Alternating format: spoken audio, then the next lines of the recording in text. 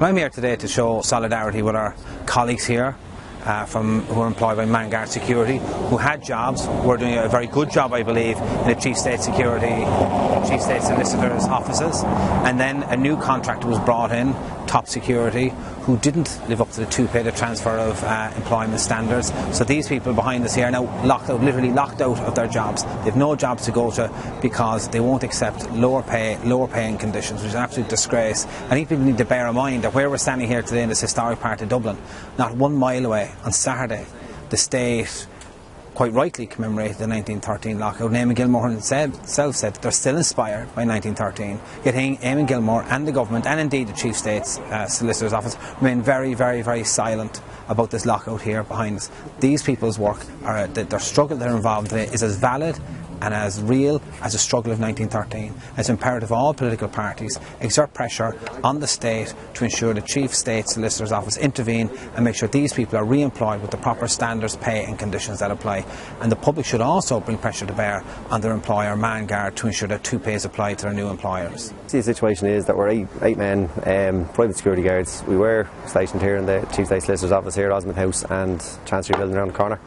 We were working for Vanguard Plus. The contract went out for tender as it does, and TUPE Security won the contract, and we find ourselves now in a situation where Vanguard insist we're being transferred under TUPE legislation, and TUPE Security say we're not, and we're just left now where we have nothing else to do. We've no other option other than to protest for what we should be getting and for what rights we should have. We can't go to social welfare. We've no P45. We've been to social welfare, and they basically don't know what to do with us. We're not getting an answer from anywhere. The Chief State Solicitor's Office are not obliged to do anything about it, and they're not.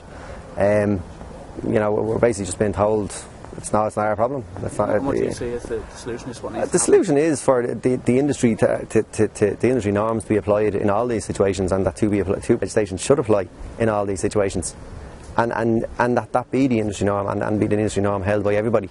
But it seems that companies like TUPE Security are just getting away with any time they can. They're getting away with not applying TUPE and not applying people's rights. Where, like, I mean, for myself, I've 7 years in the industry, and I face losing that. If I go work with another company, I face losing those 7 years, you know, service, and the rates of pay I've worked up to, and the same for the rest of the lads that are here. Okay, well look, what we need as soon as possible is for the Chief State Solicitor's Office to intervene and get the parties around the table to discuss the issue. The issue, by the way, which we believe is straightforward. There's an industry norm around transfer of undertakings, TUPE. These 8 men have been subjected to that before. They've only ever worked on this site, so as far as we're concerned, this should be a straightforward situation. TUPE Security, who are the company who won the contract, failed to recognise that, and that's what's led us to the difficulties we have here today. Just one last thing to comment on as well is that under Section 11 of the Crow Park Agreement, it's incumbent upon contractors to use the machinery of the state, which thus far hasn't happened.